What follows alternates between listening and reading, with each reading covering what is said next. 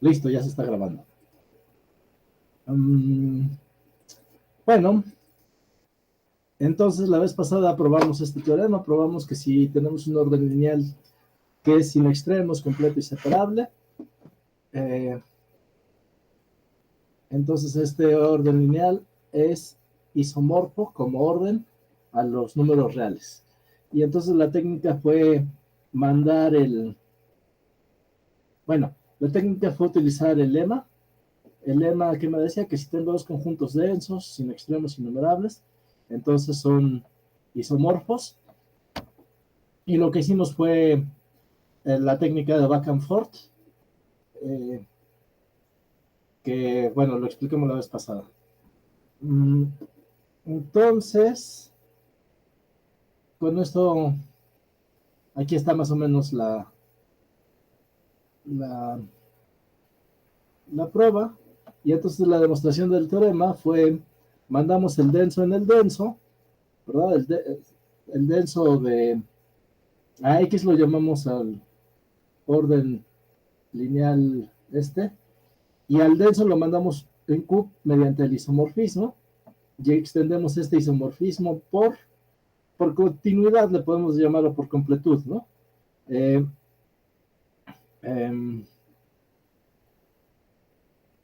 Dijimos, bueno, como tengo, ya ni me acuerdo dónde está el dibujo, pero si tengo a alguien que está fuera del denso, entonces tomo una sucesión de elementos de D que converjan a él, ¿verdad?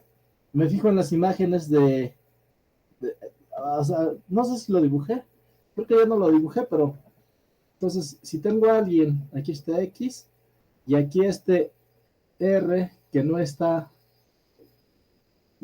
en D, pues entonces les dije que tomaran una sucesión, aquí es los reales, toman una sucesión convergente, ¿verdad? Una sucesión convergente a mandan las imágenes, y las imágenes se dibujan así, y estas imágenes convergen a un punto, porque R también es completo.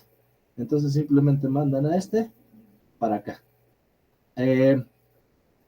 Es muy sencillo probar que mediante sucesiones de Cauchy.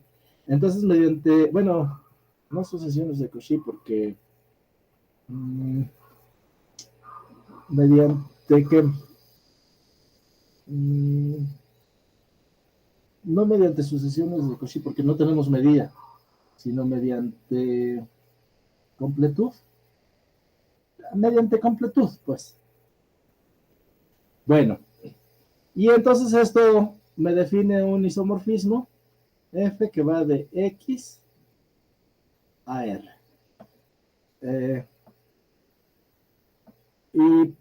Y bueno, con esto concluimos la demostración del teorema. Espérenme. Ajá. Y entonces ahorita vamos a dar una definición para que les termine de explicar el problema de Suslin. Y la definición es X con un orden cumple la condición de la cadena contable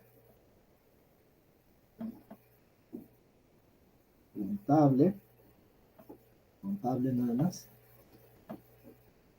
si cada colección de intervalos abiertos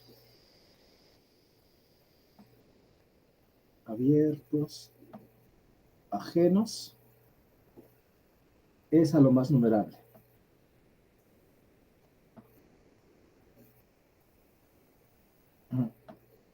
¿No? Entonces, el siguiente teorema pues debería de ser más o menos claro para todos. Y dice lo siguiente,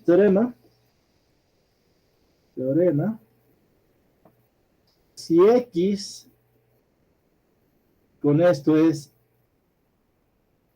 separable, entonces cumple la CCC. Sí, vamos a llamarle a la condición de la cadena contable CCC. La CCC.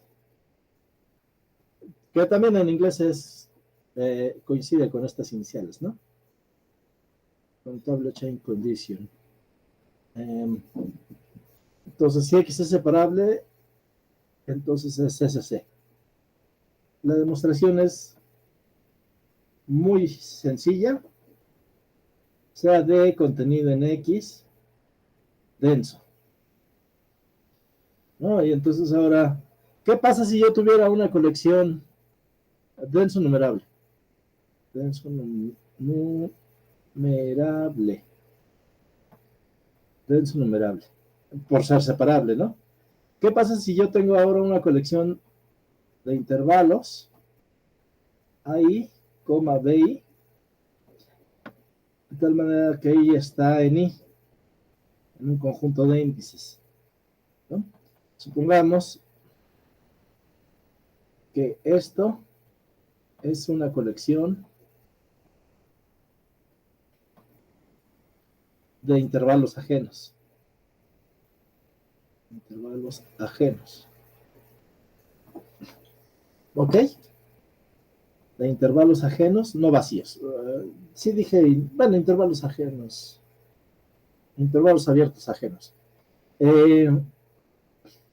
Bueno, entonces sea XI en el intervalo AI intersección BI, perdón, no estoy en el intervalo X, me adelanté un poquito. A y BI intersección con D. Esto siempre lo puedo encontrar, ¿no? Porque D es denso. Entonces, si ustedes dan 2 puntos, siempre hay alguien de aquí, ¿no? Y note que XY es distinto de XJ, si Y es distinto de J, porque son ajenos, ¿no? Una colección de intervalos ajenos. Bueno, entonces, Y debe de tener cardinal menor o igual ¿a quién? Pues al D. Pero este es numerable. Y con esto probamos entonces que I es a lo más numerable. ¿Cómo se ve otra vez que siempre existe el XY? Porque D es denso, ¿no? D es denso. Y entonces, ¿qué quiere decir que sea denso? Que dados cualesquiera 2 puntos, yo puedo encontrar a alguien, pero de mi conjunto D. Ah, es que lo tomamos denso en X, ¿verdad? No denso en sí Denso en mismo. X, sí. Ok, Sí, no, ok. denso en X, sí. Ajá. Entonces, por eso es que si tú me das un intervalo, A y BI, pues son elementos de X. Obviamente, no se los dije, pero estoy pensando en el intervalo AI menor que BI, y entonces estoy pensando, el intervalo, pues se define como se definen los intervalos, ¿no? Aquel conjunto de puntos X en el conjunto X grande, de tal manera que se da esta desigualdad, intervalos abiertos. Entonces, no se los dije porque me pareció obvio, pero bueno, así son los intervalos. Y como A es menor que BI, puedo encontrar siempre a alguien en el denso. ¿Sí estamos? Sí. ¿Sí? ¿Todos? Bien. Bueno, y entonces la pregunta de Suslin.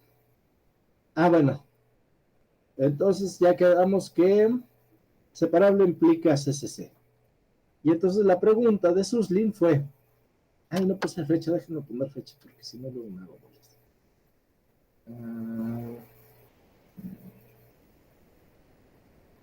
Aquí empezamos, ¿no? Y es 29 al 09 del 21. Bueno, y entonces la pregunta natural de Suslin fue, ¿CCC implica separable? Porque ustedes podrían decir, bueno, si me das una colección de intervalos abiertos ajenos, esta colección es a lo más numerable y entonces elige uno de cada uno. Pero ¿qué pasa si llegan y me cambian? Y me cambian la colección de intervalos y me dicen, híjole, fíjate que el que escogiste sí te estaba funcionando, pero aquí tienes un intervalo que no. Ah, pues lo pongo y me lo vuelven a cambiar la colección de intervalo y sería cuento de nunca acabar, ¿no? Entonces, la pregunta fue si se implica separable o bien, o bien, eh, si X con este orden cumple 1, 2 y en lugar de 3 ponemos CCC y CCC. ¿Quiénes son los 2 y 3? Los del teorema. Déjenme regresarle para que nuestros amigos de YouTube digan, ah, sí, ya me acordé quiénes son 1, 2 y 3, ¿no? 1, 2 y 3 es sin extremos, completo, y 3 era separable, ¿verdad? Y entonces aquí nos estamos preguntando si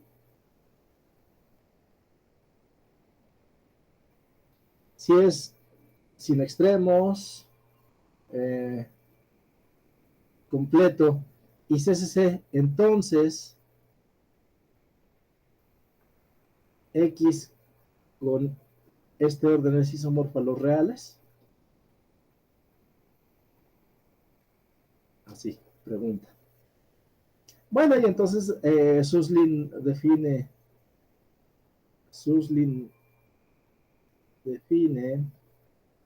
línea de Suslin y da esta definición. Esto es una línea de Suslin. Línea de Suslin si X cumple 1, perdón, 1 en romano minúsculo, en romano minúsculo, 1, 2, el 1 que era, sin extremos, es que no quiero escribir mucho, es Entonces sin era completo. extremos, el 2 es completo, toda sucesión converge, o todo conjunto, más bien en el sentido de todo conjunto acotado, no vacío, tiene supremo, ¿no? Porque no podemos hablar de sucesiones de Cauchy porque no tenemos una distancia. Todo en el sentido de y cumple la CCC, pero no es separable. Y entonces la pregunta es, ¿existen líneas de Suslin? Es chistoso porque él da la definición de línea de Suslin y la hipótesis de Suslin dice no hay líneas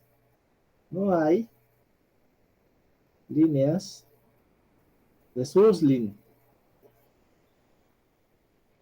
O sea, él cree que sí caracteriza los SC a los reales. Bueno, ahora ya sabemos que la respuesta es que la hipótesis de Suslin es independiente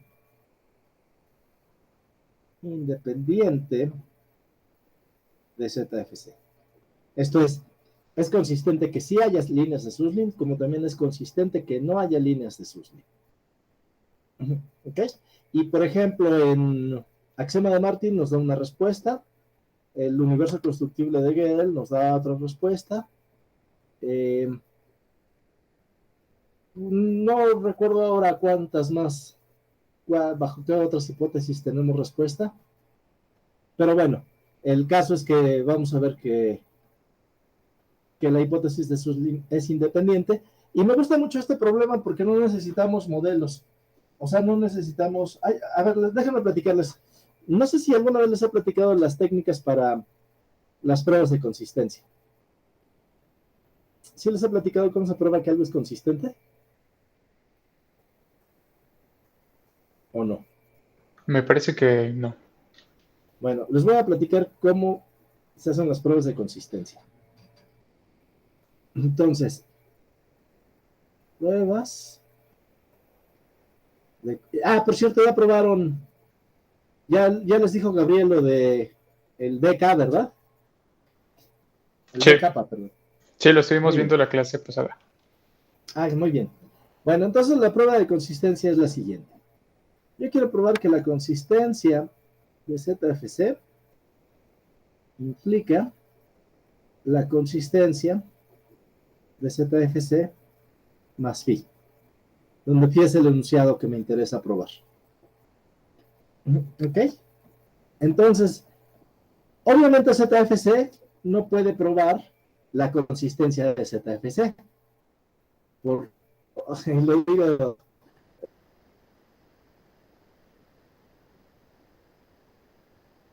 así muy a la ligera, ¿no? Obviamente, pero este, alrededor de incluso de Gödel dice que una teoría si es consistente no puede probar su propia consistencia.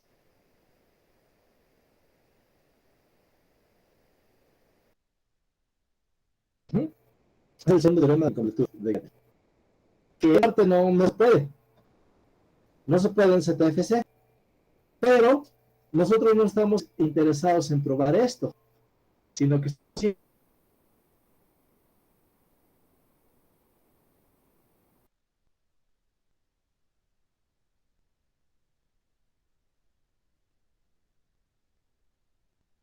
una implicación.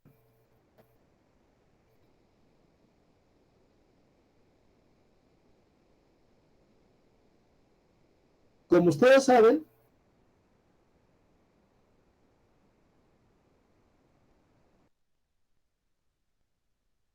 Se está cortando porque, bueno, yo no lo escucho. Sí, a mí igual se me está cortando. supongamos Que se está cortando el audio. que apago mi cámara para ver si funciona un poquito mejor. ¿Sí me escuchan bien? Sí, ahí sí ya se escucha bien. Sí. Bueno, vamos a dejar apagada mi cámara, al fin. Lo interesante está en el pizarrón. ¿No? Bien. Entonces,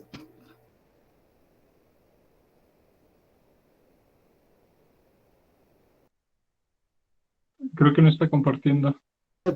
FC es consistente. Entonces, supongamos No está compartiendo pantalla, profe. que se sigue oyendo mal. Sí, también se sigue trabando. Ajá, se corta un poco. Pero no se está viendo.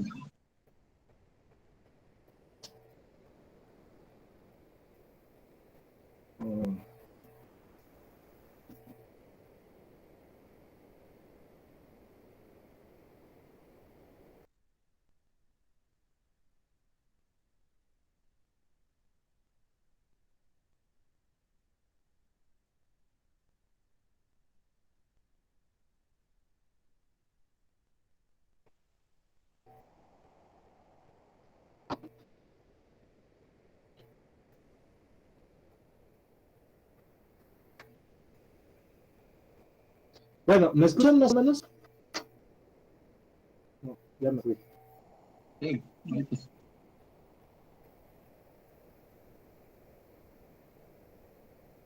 Sí, ya se escucha.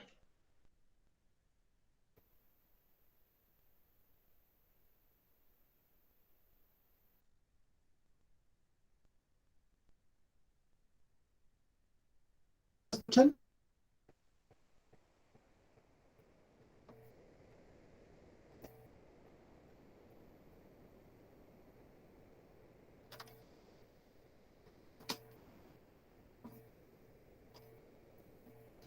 Bueno, nada, no se escucha nada. Ok, ahí ya. Ahí ya lo escuchamos. Ok.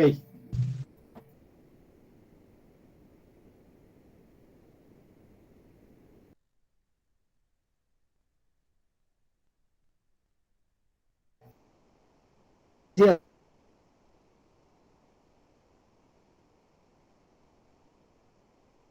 ¿existe el ZFC?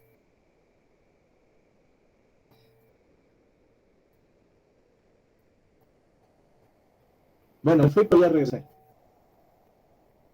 ¿Me Sí, escuchan? Sí. Entonces, les decía, supongamos la consistencia de ZFC y por demorar la consistencia de ZFC más el enunciado que me están dando. Entonces, ¿cómo se va? ¿Qué quiere decir algo sea consistente? Bueno, vamos a utilizar el teorema que dice que algo es consistente si tiene modelo. Entonces, sea ver un modelo de ZFC. No estamos diciendo que existe, estamos suponiendo que tenemos este modelo y entonces el modelo lo tenemos, eh, pues no sé cómo dibujarlo. Lo tenemos, normalmente lo dibujamos así, por eso se llama B, ¿no? Y entonces, ¿qué se le hace a este modelo? Se le hacen adecuaciones. Por ejemplo, L lo que hace es cortar cosas, ¿no? Dice, te voy a quitar cosas. Aquí estaba B. Bueno, mejor que uno dibuja el B. Aquí está B y L nada más va a quedar lo que está dentro de estas escaleritas. ¿Ok? Y entonces con esto me estoy deshaciendo de los conjuntos que, que me estorban. Y entonces digo, mira, aquí este nuevo modelo, que es el que más adelante vamos a llamar L, es el, el modelo que cumple mi enunciado phi, y entonces pues así ya todos contentos. Esto se llama modelos internos, esta técnica se llama modelos internos, que se trata de enflacarlos el modelo viejo. Y la otra técnica que se utiliza pues es el forcing, que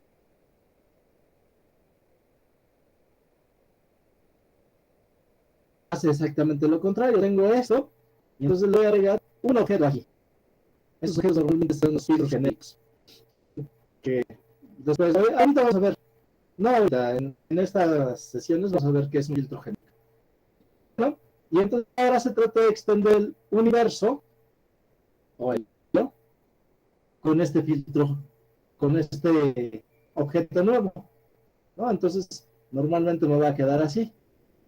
Antes tenía mi modelo flaquito B, ahora tengo este modelo M, que es un modelo más grande que B, y entonces en este modelo yo puedo agregar cosas que piense que me sirven, y entonces ahora M es el modelo de, pues de mi otro enunciado, ¿no? Puede ser de la negación de phi o de un enunciado teta, o qué sé yo, ¿no? Entonces son las dos técnicas que se utilizan para probar la consistencia de, de enunciados. En nuestro caso, la hipótesis de Suslin, no vamos a usar la técnica de modelos, sino que vamos a utilizar axioma de Martin. Axioma de Martin implica, aquí es hipótesis de Suslin. No me acuerdo si es, no me acuerdo cuál de las dos, pero me parece que es hipótesis de Suslin. Me parece, pero lo corregimos. Pero todo esto lo vamos a trabajar dentro del ZFC, o sea, no vamos a construir modelos nuevos ni nada, ¿no? Va a ser una prueba estándar de matemáticas, pues. Axioma de Martin implica hipótesis de Suslin.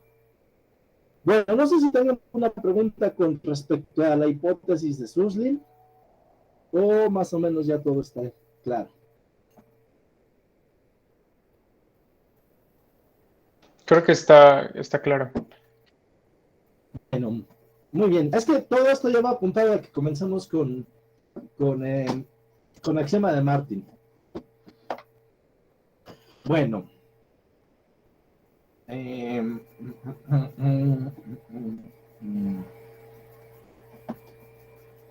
Entonces, ya vamos a comenzar con axioma de Martin. Mm,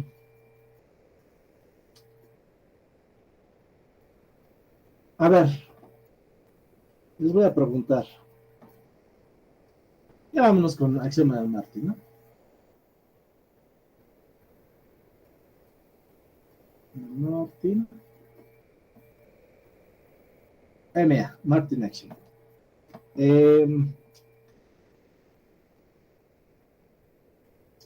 ¿Qué tanto saben ustedes de medida?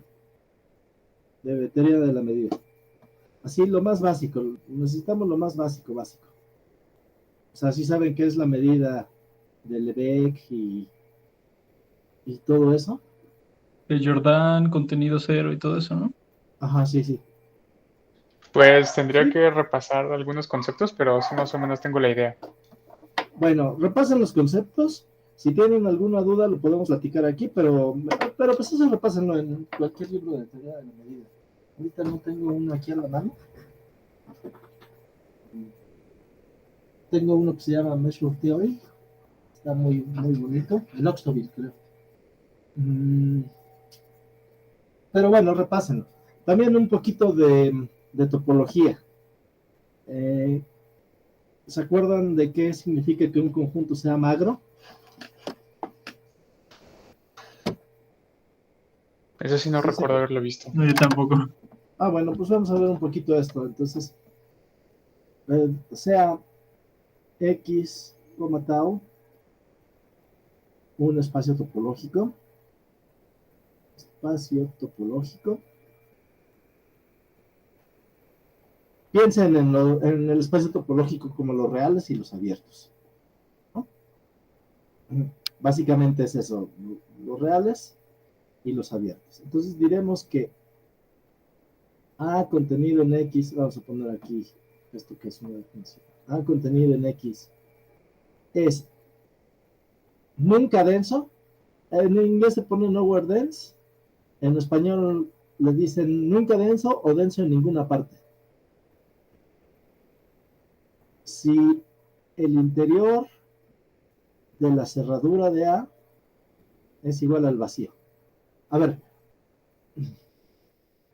más o menos piénsenlo así. ¿Qué quiere decir que? A ver, vamos a poner aquí una línea. Vamos a poner una línea y vamos a filosofar un poquito. ¿Qué significa que D contenido en Y? Más bien, bueno, sí. ¿Qué significa esto? ¿Qué significa que D contenido en Y es denso en Y? Pues que para cada abierto, para cada A contenido en Y abierto,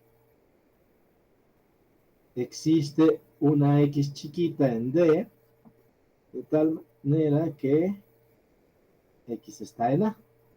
Sí, o sea, denso significa, me das tu Y aquí y tu conjunto denso está metido por aquí, ¿no? En todos lados. De tal manera que cuando tú me das un abierto, ajá, hay alguien de tu denso. Hay alguien aquí. Eso significa ser denso. Uh-huh. ¿Qué significaría eh, ser denso en ninguna parte? Bueno, pues quiere decir que si yo agarro, o sea, típicamente, uh, típicamente si yo agarro un conjunto y lo cierro, eh, pues me va a quedar como gordito, ¿no? O sea, típicamente si yo agarro un conjunto abierto y lo cierro, o bueno, me quedo algo así, me quedo con esto. Bueno, ser denso en ninguna parte significaría que esto no pasa, ¿ok? Entonces, la D quiere ser densa, pero está tan dispersa, luego tomo su cerradura y tomo el interior, y entonces, pues eso me dice, no, el interior no tiene a nadie, ¿sí? No sé si más o menos queda clara la idea de ser denso en ninguna parte. por ejemplo, piénsalo así, ¿no? Piensan en la recta real, ¿no? Piensan en la recta real. ¿Y cómo se ve Q? Pues Q se ve así, ¿no? Si toman su cerradura, ¿quién es? Q, cerradura son todos los reales. Y su interior de los reales, pues son todos los reales, ¿no? O sea, el interior de la cerradura sí es muy gordo. Pero ahora tomen un conjunto que está muy disperso. Tomen el conjunto, digamos, de los naturales. Así. Entonces toman los naturales, cierran a los naturales, pues quedan puntos, ¿no? Quedan ellos mismos. Y luego vienen y me dicen, oye, ¿cuál es el interior de la cerradura de los naturales? Pues es el vacío. O sea, los naturales no fueron densos en ningún lado. No hay ningún conjunto que los haga densos. Sí, entonces los conjuntos magros, perdón, los conjuntos nunca densos o densos en ninguna parte, son conjuntos muy flaquitos. Uh-huh. Sí, sí, más o menos. Bueno, Sí, y sí. diremos que X, y otra definición, un conjunto A, o bueno, B, para cambiarle, B es magro, o también se llama O de la primera categoría,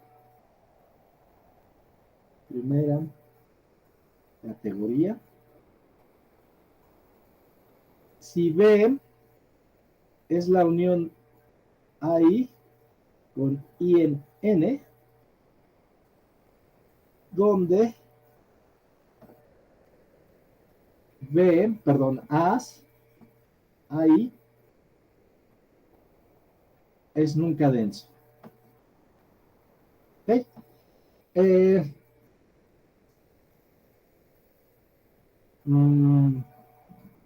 O sea,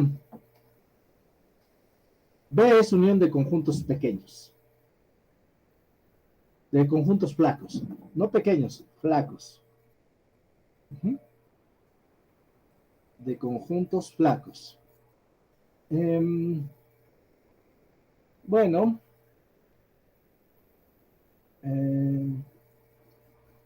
¿cómo vamos de tiempo? Vamos bien. Podemos echarnos un poquito más. Bueno.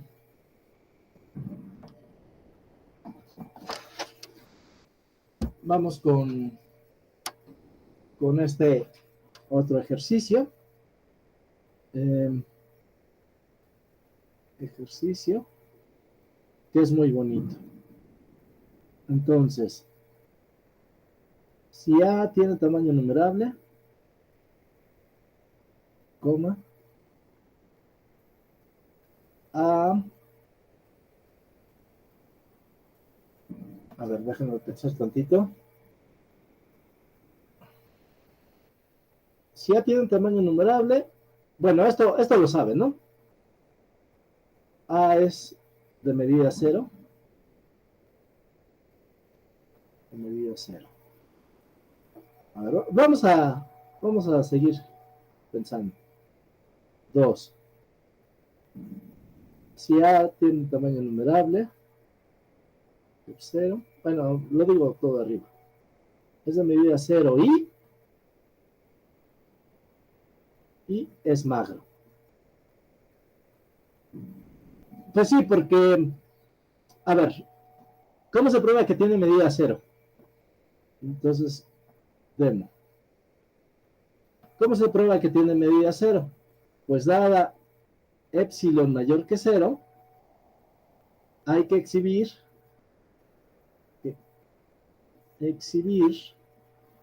una cubierta de A,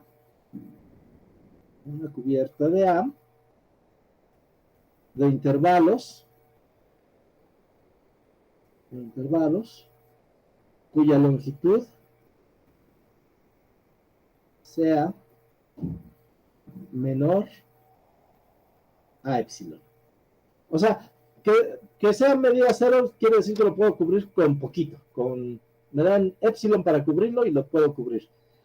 Pero pues eso es cierto, porque si ustedes me dan mi conjunto numerable, ¿no? Supongo que aquí tengo el A1, A2, A3, etcétera.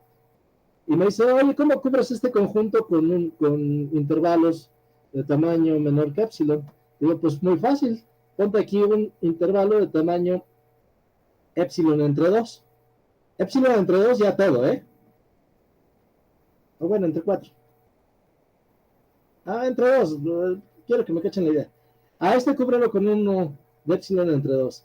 A este cúbrelo con un intervalo de tamaño epsilon entre 4. A este cúbrelo con uno de tamaño epsilon entre 8. ¿Ok? Bueno, y entonces, ¿a cuánto es esta suma? Epsilon entre 2 más epsilon entre 4 más, etcétera. ¿Cuánto es igual? Pues converge a epsilon, ¿no? Converge a epsilon.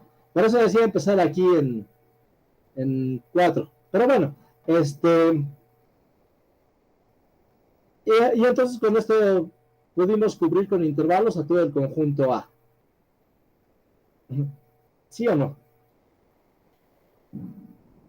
¿Y qué es magro? Pues es muy sencillo porque va a ser la unión de los AIs, ¿no? Con I en N, donde AI son los elementos de A. Elementos de A. Entonces, si cualquier conjunto numerable, obviamente es de medida cero y además es magro. Bueno, para que vean que no tiene nada que ver la medida con el tamaño ni con la categoría, a ver si saben o no.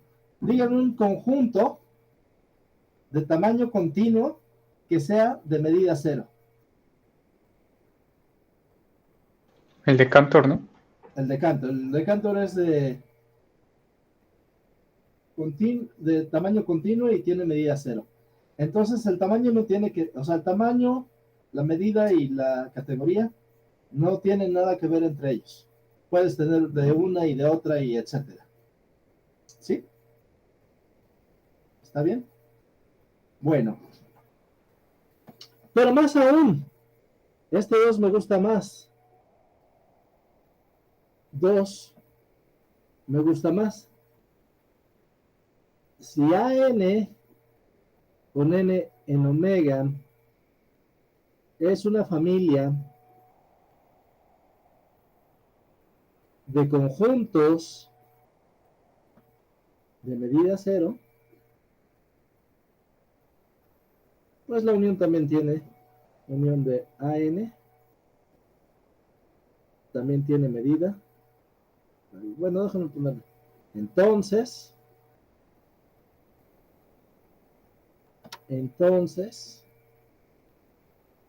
la medida de la unión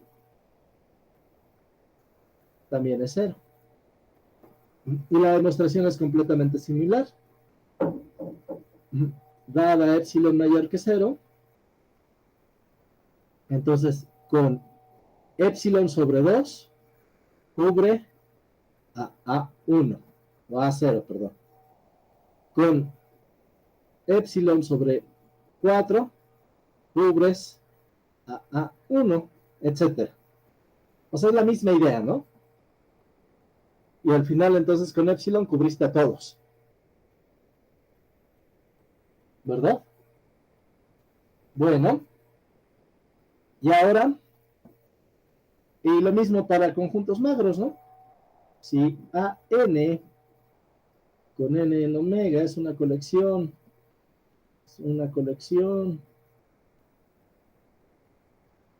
de conjuntos magros, pues entonces la unión de todos ellos es magro. Porque cada A es unión numerable, y aquí estoy haciendo unión numerable, entonces unión numerable de cosas numerables es numerable.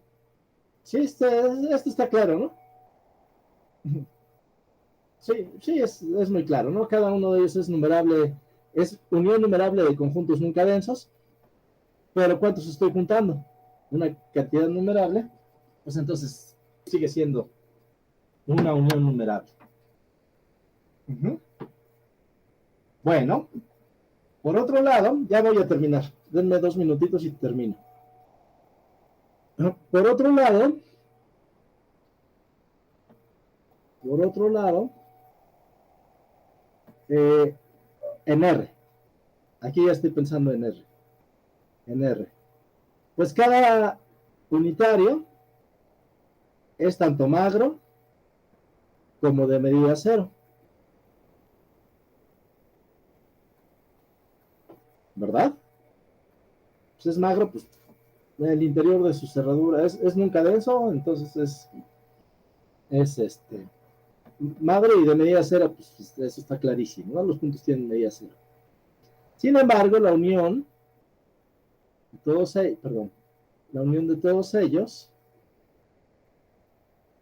aquí es igual a R, el cual sabemos que no es de medida cero ni tampoco es magro. Uh-huh. Bueno, no es de medida cero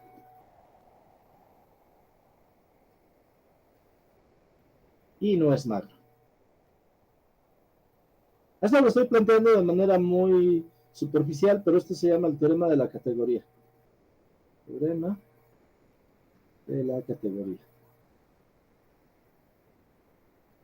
¿Sí? Que R no es magro. De ver. Uh-huh. Y entonces la pregunta es, ¿qué pasa si yo tengo una colección AI donde I es menor que kappa de conjuntos magros o de medida cero?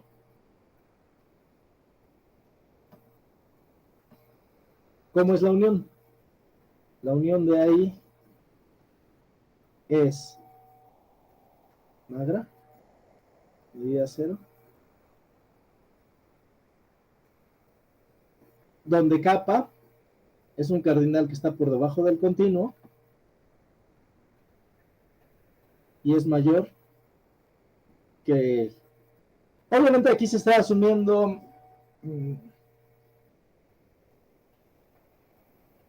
Bueno, vamos a dejarlo así. Se asume de manera implícita la negación de la hipótesis del continuo para decir, porque miren, si pensamos en la hipótesis del continuo, pues no me puede pasar esto, ¿no? El único que puede ser kappa es Aleph 0 y pues ya vimos que la unión de magros la unión numerable de magros es magro y la unión numerable de conjuntos de medida cero es medida cero. Pero ahora, ¿qué pasa si yo crecí un poquito? No soy, o sea, ya vimos también que hay familias de tamaño C, a saber los reales, que son chiquitos, en el sentido categórico o de medida, pero cuando los uno ya son muy grandotes. Ajá. Y me pregunto, ¿qué pasa con los intermedios? ¿Qué pasa con los intermedios? ¿No? ¿Seguirán siendo magros o seguirán siendo de medida cero? Bueno, pues esta es una pregunta que se plantean los matemáticos y que el axioma de Martin viene y lo resuelve. Axioma de Martin dice que no. Dice que sí. Y entonces la próxima vez comenzaremos con el axioma de Martin. ¿Ok? Poco a poquito, vamos a ir despacito y vamos a responder estas preguntas. ¿Ok? A ver si ya me veo. Ajá. Uh-huh. Sí, muy bien. Bueno, pues aquí voy a dejar la grabación. Y pues mañana la seguimos, ¿no?